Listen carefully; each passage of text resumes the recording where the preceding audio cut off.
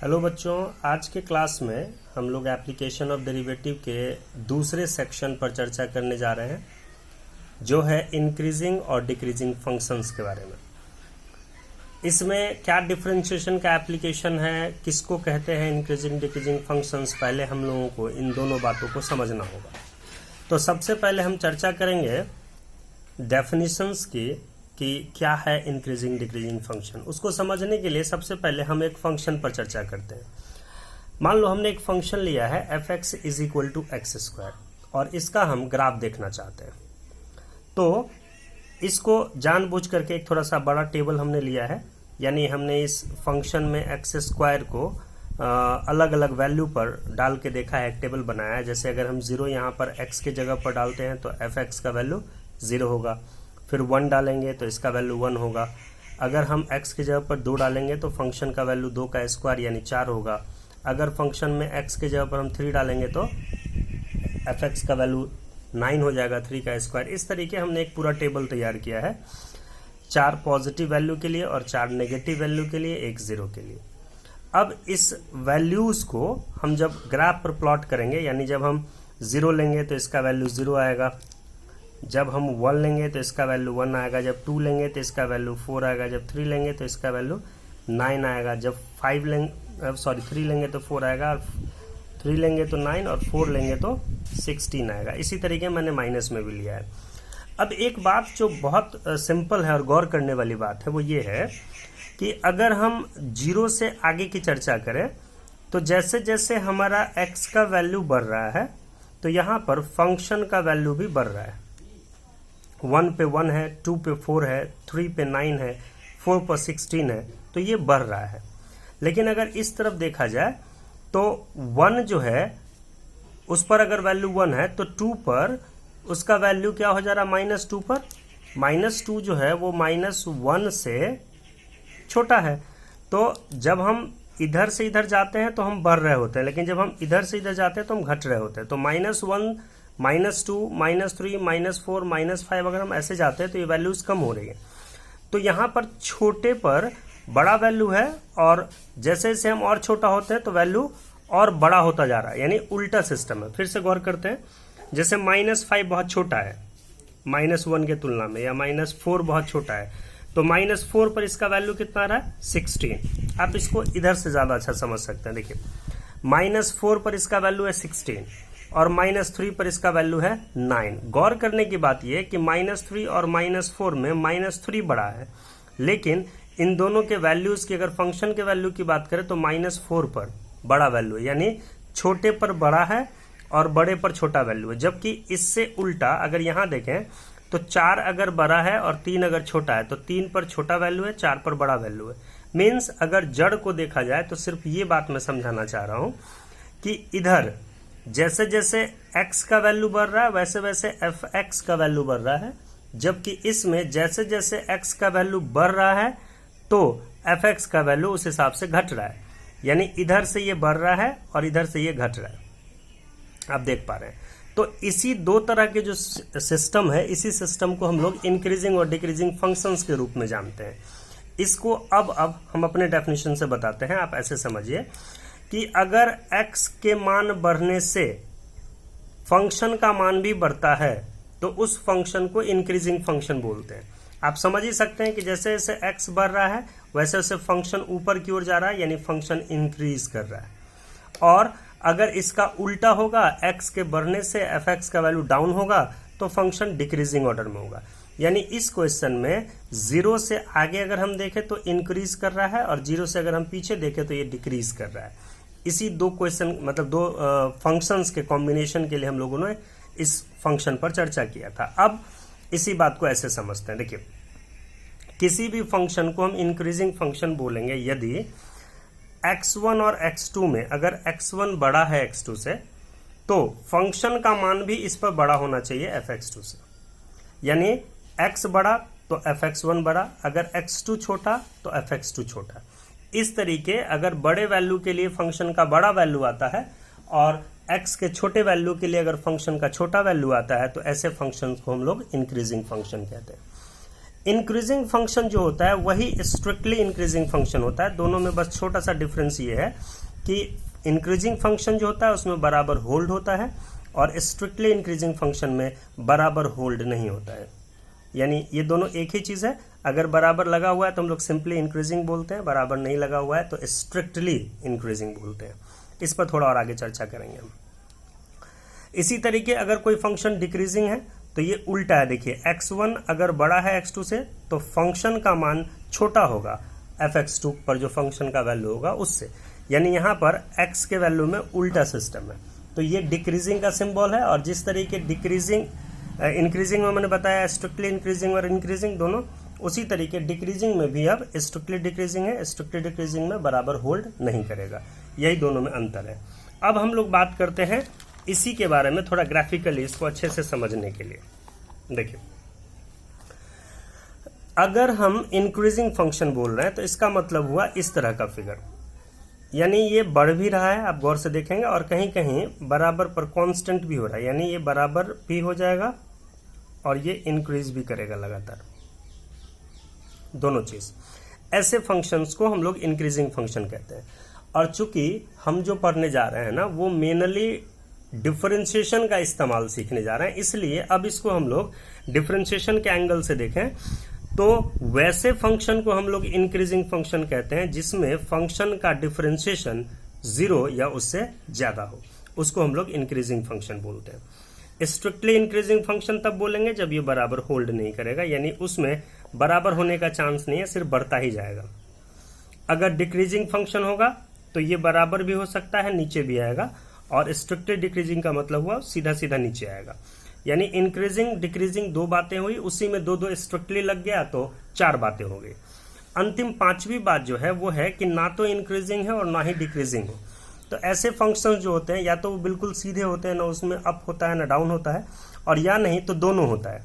जैसे इस फंक्शन को अगर पूछा जाएगा तो देखने से तो ऐसा लगता है कि बोला जाना चाहिए कि ये इंक्रीजिंग भी है और डिक्रीजिंग भी है, लेकिन वैसा फंक्शन जो इंक्रीजिंग भी हो और डिक्रीजिंग भी हो एक साथ, वैसे फंक्शन को बोला जाता है कि ना तो वो इंक्रीजिंग है और ना ही वो डिक्रीजिंग है। तो इस तरीके इंक्रीजिंग और डिक्रीजिंग के बारे में हम लोगों ने जान लिया है। अब इस पर एक एग्जाम्पल हम लोग देखते हैं पहले। अब देखिए, जैसे एक ये फंक्शन है, ये एनसीईआरटी का क्वेश्चन है, question number 18 number question exam इसका है, एक्सरसाइज का, एनसीईआरटी का। ये एक्सरसाइज हो गया 6.2। हम लोग इस क्वेश्चन पर थोड़ा चर्चा करते हैं। इस क्वेश्चन में दिया हुआ है कि दिखाइए कि ये जो फंक्शन है वो इंक्रीजिंग फंक्शन है। तो कोई भी फंक्शन इंक्रीजिंग होने के लिए क्या कंडीशन था, तो अभी हमने देखा था उस फंक्शन को होना पड़ेगा 0 या उससे ज्यादा। तो कैसे इसको शो करते हैं, देखिए। अब ये फंक्शन है, सबसे पहले हम उसका डिफरेंशिएशन करेंगे। इसका डिफरेंशिएशन कितना हो गया, तो 3x² - 6x + 3 और इसका 0। इस तरीके इसमें से 3 कॉमन हो गया, तो फाइनली हमारे पास बचा x² - 2x + 1। तो ये x - 1 का होल स्क्वायर हो गया। अब हम जानते हैं कि कोई भी जो नंबर है, रियल नंबर, उसका जो स्क्वायर होगा या तो वो 0 होगा या फिर वो 0 से ज्यादा होगा। इसलिए ये बात तय हो गई कि किसी भी रियल नंबर के लिए इस फंक्शन के डिफरेंशिएशन का जो मान होगा वो 0 या उससे ज्यादा होगा, जिससे साबित होता है कि यह जो फंक्शन है वह एक इंक्रीजिंग फंक्शन है किसी भी रियल नंबर के लिए। लेकिन हम लोगों के सिलेबस में ऐसे क्वेश्चंस नॉर्मली आते नहीं हैं, अगर आते भी हैं तो एक नंबर क्वेश्चन 1 नंबर के लिए, 2 नंबर के लिए आते हैं। जो मेन टॉपिक हमारे पास है वो है कि आपको एक फंक्शन दिया गया रहेगा और आपको पता करना रहेगा उसका इंक्रीजिंग और डिक्रीजिंग इंटरवल्स, कि वो कैसे हम लोग पता कर सकें। तो ये बहुत इंपॉर्टेंट चीज है, यानी पूरे इंक्रीजिंग डिक्रीजिंग फंक्शन का सबसे जो अहम चीज है वो यही है। इस बात के लिए मैंने कई स्टेप्स बना दिए हैं, जिस स्टेप से आप इस क्वेश्चंस को समझ सकते हैं, इसके टेक्निक को समझ सकते हैं। पहले एक बार वैसे हम लोग चर्चा कर लेते हैं इस पर, और उसके बाद इस पर प्रॉब्लम देखेंगे। आपको एक फंक्शन दे दिया जाएगा और बोला जाएगा कि बताइए कि ये फंक्शन कहां से कहां तक इंक्रीज करता है और कहां से कहां तक डिक्रीज करता है, या कहां से कहां तक स्ट्रिक्टली इंक्रीजिंग है और कहां से कहां तक स्ट्रिक्टली डिक्रीजिंग है। वो इंटरवल पता करना है। तो कैसे पता करना है, अब मान लीजिए कि आपको एक फंक्शन दिया गया है f(x), आप वो फंक्शन लिख लीजिए। पहले हमने फंक्शन मान ही लिया है f(x) है। फिर उसको x के रेस्पेक्ट में डिफ्रेंशिएट कर लेंगे हम, और तब जो भी डिफ्रेंशिएशन आएगा उसको 0 के बराबर पुट कर लेंगे। और उसको पुट करने के बाद जो भी x का वैल्यू होगा, अभी हमने यहाँ पर अल्फा और बीटा मान लिया है, कोई भी वैल्यू हो, एक वैल्यू भी हो सकता है, दो वैल्यू भी हो सकता है, दो से ज्यादा वैल्यूज भी हो सकते हैं, कोई वैल्यू नहीं भी हो सकता है कभी, वो तो क्वेश्चंस पर डिपेंड करता है।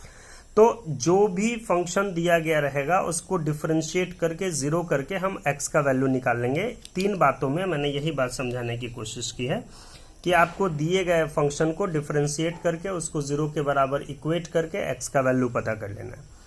जब x का वैल्यू पता होता है तो हमको f डैश x के लिए एक साइन स्कीम खींचना होता है, यानी आपको एक नंबर लाइन ड्रॉ करना होता है और उस पर प्लेस करना होता है वो दोनों वैल्यू जो आपने अभी निकाले हैं। जो भी वैल्यू आएगा वो उसको उस पर प्लेस करना है। फॉर एग्जांपल मैंने एक लाइन खींच लिया, इधर अल्फा इधर बीटा डाल दिया, वो तो डिपेंड करता है कि कौन सा नंबर छोटा है कौन सा बड़ा है। जो छोटा होगा वो बाईं तरफ आएगा, जो बड़ा होगा दाईं तरफ आएगा। अब क्या करते हैं हम कि जैसे ये अल्फा आ गया, ये बीटा आ गया, अगर हम ये दो वैल्यू लेते हैं तो इस पूरे इंटरवल को ये 3 पार्ट में बांटता है। एक पार्ट हो जाता है -इन्फिनिटी से अल्फा, दूसरा पार्ट होता है अल्फा से बीटा, और तीसरा पार्ट हो जाता है बीटा से इन्फिनिटी। अगर हम 2 पॉइंट लिए तो ये 3 सेक्शन में टूट जाएगा, अगर 3 पॉइंट लेंगे तो 4 सेक्शन में टूट जाएगा। तो इस तरीके ये इंटरवल बन जाता है। इस इंटरवल के बनने के बाद हम किसी भी एक इंटरवल को पिक करते हैं। फॉर एग्जांपल हमने अल्फा और बीटा के बीच का कोई एक वैल्यू उठा लिया। ध्यान रहे जो ये दोनों वैल्यू है ये दोनों वैल्यू नहीं लिया जाएगा, इसके अलावा कोई भी। अब इस दोनों के अलावा हम एक वैल्यू इसमें से उठा लिए और उसको f डैश x में डाल करके देखें। अगर उसमें डालने के बाद इसका वैल्यू पॉजिटिव होगा तो हम यहाँ पॉजिटिव लिख देंगे, अगर इसका वैल्यू नेगेटिव होगा तो हम यहाँ नेगेटिव लिख देंगे। इसी प्रकार हम बीटा से इन्फिनिटी के बीच का भी कोई नंबर उठा करके इसमें डालेंगे, पॉजिटिव नेगेटिव जो साइन कहेगा वो यहाँ डाल दिया जाएगा।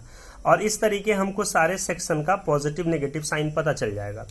इसमें 0 आने के चांसेस नहीं है, क्योंकि 0 आने से ये दोनों पॉइंट आए थे और ये दोनों हम डाल नहीं रहे, तो या तो पॉजिटिव आएगा या नेगेटिव आएगा। अब अगर पॉजिटिव आया तो वही इंक्रीजिंग का एरिया हो गया, और जहां नेगेटिव आया वो डिक्रीजिंग का एरिया हो गया। यही तरीका है इसको सॉल्व करने का। एक एग्जांपल देख के इसको समझते हैं। एनसीईआरटी का एक क्वेश्चन हम लोगों ने लिया है अभी। ये क्वेश्चन है आपको 5वां नंबर, और हमको पता करना है इस फंक्शन में कि इस फंक्शन का इंक्रीजिंग या डिक्रीजिंग इंटरवल क्या है। अब देखिए फंक्शन है 2x³ - 3x² - 36x + 7। हमने सबसे पहले इसको डिफ्रेंशिएट किया, डिफ्रेंशिएट करने के बाद इसको सिंप्लीफाई भी कर दिया है, तो 6 × x - 3 और इंटू में x + 2 आया। अब जो पीछे हमने रूल पढ़ा उस हिसाब से f डैश x निकालने के बाद उसको हम 0 करते हैं। 0 करने से हमको x का 2 वैल्यू यहाँ पर मिला, 3 और -2। अब अगर हम इसको साइन स्कीम पर प्लेस करेंगे तो स्वाभाविक तौर से -2 बाईं तरफ और 3 दाईं तरफ होगा। अब ये दोनों वैल्यू डालते ही ये 3 सेक्शन में बट गया, -इन्फिनिटी से -2, फिर -2 से 3 और फिर 3 से इन्फिनिटी। अब इस 3 सेक्शन में से हम एक कोई भी सेक्शन लेंगे, तो हमने यही बीच वाला सेक्शन जैसे चुना, और -2 और 3 के बीच में एक वैल्यू 0 है, जो कि मैंने रफ में करके दिखाया है कि जैसे x के जगह पर हमने 0 लिया, तो इस 0 को f डैश x में हम डाल के देखेंगे। यहाँ पर f डैश x में, तो f डैश x में अगर हम 0 डालते हैं तो ये वैल्यू आ रहा है -36, जो कि नेगेटिव आ रहा है। अब ये नेगेटिव आ रहा है इसलिए मैंने इसमें यहाँ पर बीच में नेगेटिव डाल दिया है। अब इसके बाद आप तत्काल ऐसे समझ सकते हैं कि आप अल्टरनेट साइन डालते हैं, जैसे अगर यहाँ नेगेटिव पड़ गया तो फिर यहाँ पॉजिटिव पड़ेगा, और अगर यहाँ पॉजिटिव रहेगा तो यहाँ नेगेटिव पड़ेगा। इस तरीके भी आप सोच सकते हैं अभी, लेकिन आप ज़्यादा अच्छा रहेगा कि आप प्रत्येक इंटरवल के साइन को खुद से चेक कर लें। तो जैसे -2 और 3 के बीच में नेगेटिव आया, उसी तरीके 3 और इन्फिनिटी के बीच में अगर कोई वैल्यू डाल के आप f डैश x में देखेंगे तो उसका वैल्यू पॉजिटिव आएगा, और उसी तरीके -इन्फिनिटी और -2 के बीच का कोई वैल्यू डाल के देखेंगे तो पॉजिटिव आएगा। अब इस बात से ये तय हो गया कि ये इसका इंक्रीजिंग इंटरवल है, ये इसका डिक्रीजिंग इंटरवल है, और फिर से ये इसका इंक्रीजिंग इंटरवल है। इसको लिखेंगे कैसे?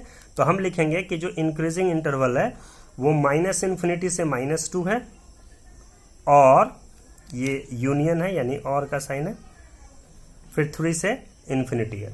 और अगर हम डिक्रीजिंग इंटरवल की बात करेंगे तो ये -2 से 3 की बात है।